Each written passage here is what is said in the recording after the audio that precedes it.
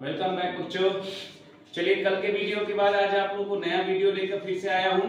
Sample paper का ही कुछ questions मैंने आप लोगों को बताया था, जो अब मैं उसको और समझाने जा रहा हूँ आगे की ओर।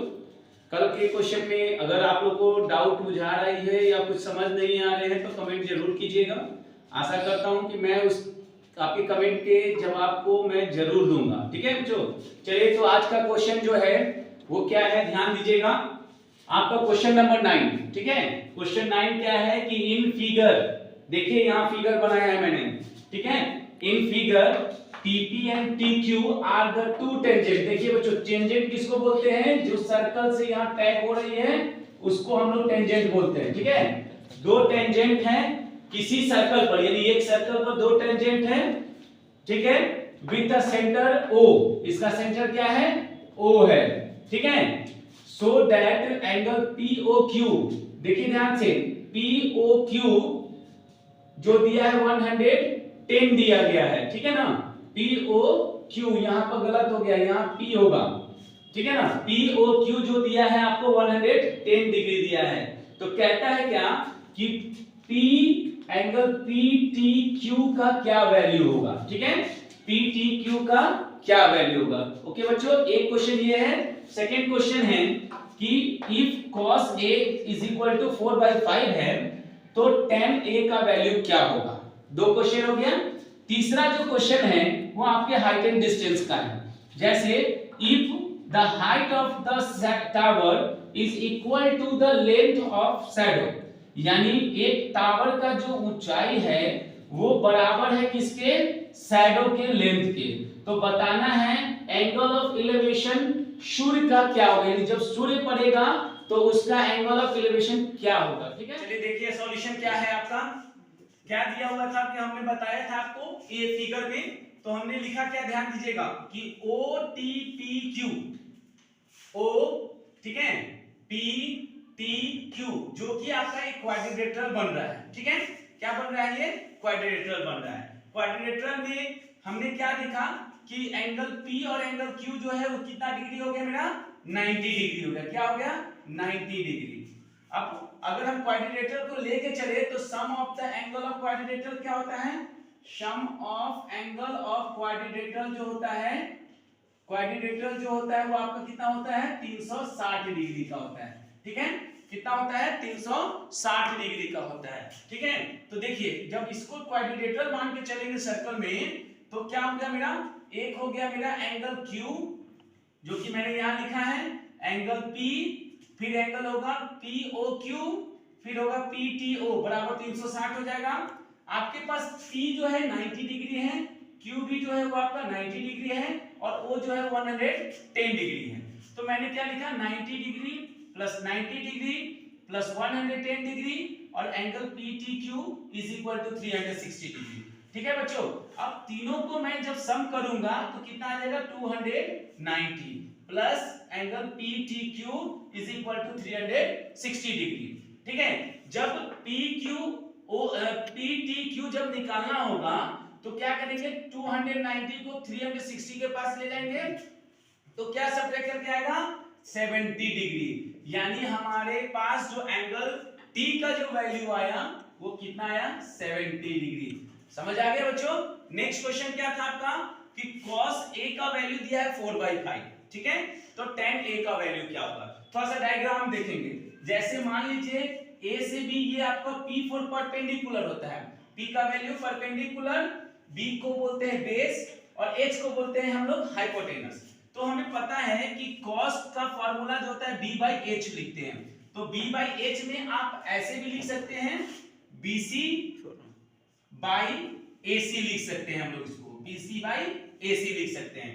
जहां पर BC का वैल्यू क्या दिया हुआ है? 4 दिया है और AC का वैल्यू 5 दिया है। तो कभी भी ध्यान रखिएगा AC ये पोर्शन निकालने के लिए आपको प्लस करना पड़ता है, ये और ये प्लस माइनस करना पड़ता है, यानी परपेंडिकुलर और बेस निकालने के लिए माइनस और हाइपोटेनस निकालने के लिए प्लस करना पड़ता है, ठीक है। तो हमने क्या किया? हमें निकालना था परपेंडिकुलर, क्योंकि परपेंडिकुलर हमें पता नहीं था।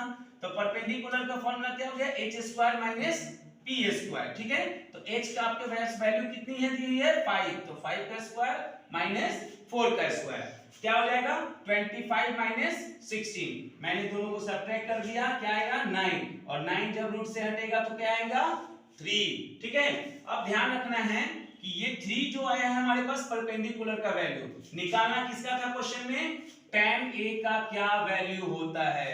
तो tan का वैल्यू होता है b बाई p, ये सॉरी p बाई b, तो p तो ऑलरेडी आपके पास दिया हुआ था ना, आ गया है ना 3, b का वैल्यू क्या है 4। आप इसको ऐसे भी लिख सकते थे tan a बराबर होता है p बाई b, तो p को हम लोग ab बाई bc लिख सकते हैं। तो ab कितना हो गया 3 और bc क्या हो गया 4, तो आपका आंसर क्या हो जाएगा 3 बाई 4। ओके बच्चों, अब अगला क्वेश्चन क्या बताए थे मैंने कि if the height of the tower and the height of the length of the it's shadow is equal. आपको क्या बताए थे कि हाइट ऑफ द टावर और लेंथ ऑफ द शैडो क्या है इक्वल है, ठीक है ना, यानी टावर का हाइट और उसका शैडो जो है वो इक्वल है। तो बताना है कि जो सूर्य की रोशनी जो पड़ रही है, सूर्य की रोशनी के द्वारा जो शैडो फॉर्म हो रहा है वो कितना डिग्री एंगल फॉर्म करेगा। ठीक है, सन जो हमारा सन जो डायरेक्टली पड़ेगा उस टावर पर, तो उसमें कितना एंगल फॉर्म करेगा, उस एंगल को निकालना है। ठीक है, तो देखिए डायग्राम मैंने क्रिएट किया कि जैसे मान लीजिए ये टावर है, ये सपोज मान लीजिए टावर है हमारा, ठीक है, तो ये टावर की हाइट मान लीजिए ये ए है, ये बी है और ये सी मैंने कर दिया, ये टावर की हाइट है। और नीचे जो टावर की हाइट होगी तो सूर्य की जब रोशनी पड़ेगी तो शैडो तो फॉर्म इस साइड नहीं होगा, तो देखिए ये शैडो मैंने बना दिया। ठीक है, तो मान लेते हैं इसको जब थीटा का वैल्यू लेके चलेंगे तो tan थीटा हो गया, तो tan थीटा का वैल्यू क्या होगा आपको हाइट बाय शैडो होता है, क्योंकि tan का मैंने पिछले वीडियो में ही बताया था कि tan को हम लोग क्या लिखते हैं p बाई b लिखते हैं। तो इस नियम से इसका ये परपेंडिकुलर हो गया, इसका ये बेस हो गया आपका, तो हाइट हो गया बाय शैडो हो गया, तो tan थीटा बराबर हो गया हाइट बाय शैडो, तो शैडो तो फॉर्म हुआ मेरा। ठीक है, तो जिसका वैल्यू मैंने 1 मान लिया। अब देखिए tan थीटा बराबर 1 अगर आता है तो tan कितना किस थीटा का वैल्यू 1 होता है, तो हमें पता चला कि tan 45 का वैल्यू जो होता है वो हमारा 1 होता है। ठीक है बच्चों, नेक्स्ट क्वेश्चन क्या है 1 माइनस कॉस स्क्वायर थीटा किसके बराबर है। तो मैंने क्या लिखा, सॉल्यूशन मैंने लिखा कि sin square theta plus cos square theta बराबर 1 होता है। हम लोग जानते हैं ना कि sin square theta plus cos square theta बराबर क्या होता है 1 होता है। तो उसके बाद मैंने क्या किया, sin को अपनी जगह से रिप्लेस किया 1 के पास। तो जैसे देखिए थोड़ा सा cos को ले आए हम लोग कहां पर 1 के पास, sin को अपनी जगह पर ही छोड़ दीजिए, तो sin स्क्वायर थीटा बराबर क्या हो जाएगा 1 माइनस cos स्क्वायर थीटा। ठीक है, इसलिए ध्यान रखिएगा कि इसको 1 माइनस cos स्क्वायर थीटा जो है वो इक्वल किसके है sin स्क्वायर थीटा का, जो कि आपका क्वेश्चन पूछा भी है कि 1 माइनस cos स्क्वायर थीटा किसके बराबर है, तो sin स्क्वायर थीटा के। ठीक है बच्चों, यहां तक तो समझ आ गया। ठीक है, अब नेक्स्ट वीडियो में आप लोग को अगला क्वेश्चन। ओके बच्चों, चलिए नेक्स्ट क्वेश्चन है 13 नंबर क्वेश्चन। अब आपके पास क्वेश्चन तुरंत पहुंच रहे हैं, आप लोग जल्दी से इसको देख के रिवाइज कीजिए, प्रॉब्लम हो जरूर कमेंट कीजिए। ठीक है, मैं मैथ्स का सैंपल पेपर खत्म करूंगा, तुरंत साइंस का भी सैंपल पेपर लेकर आऊंगा।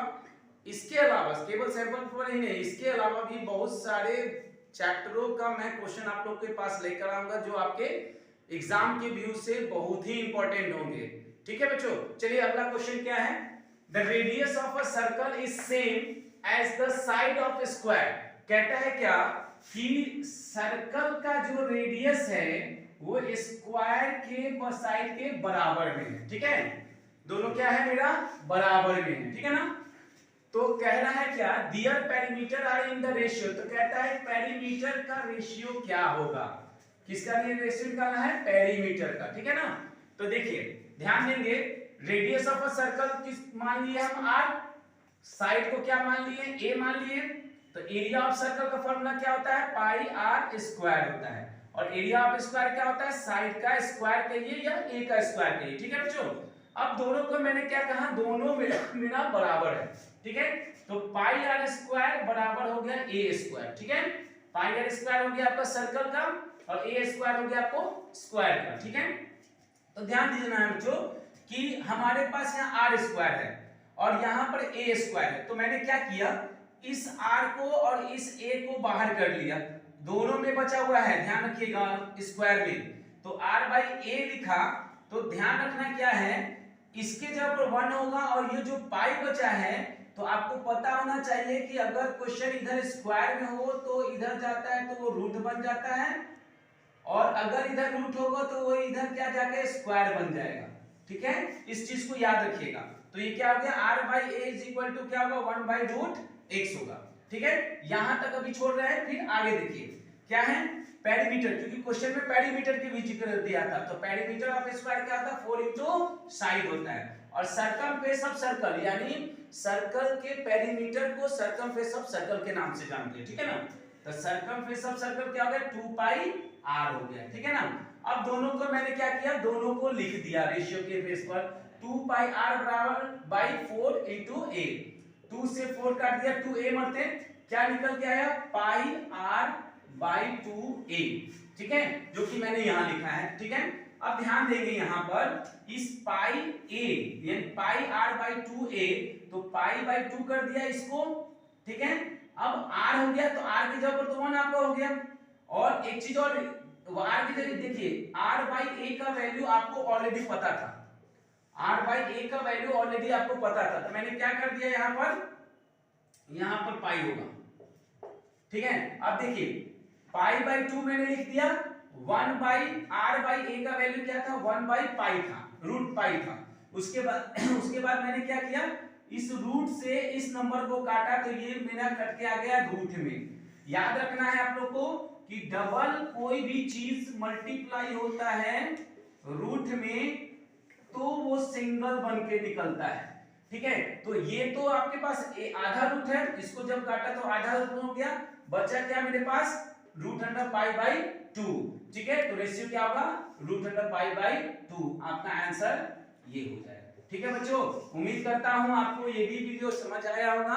अब नेक्स्ट वीडियो में आपके लिए नेक्स्ट क्वेश्चन लेकर आऊंगा। धन्यवाद।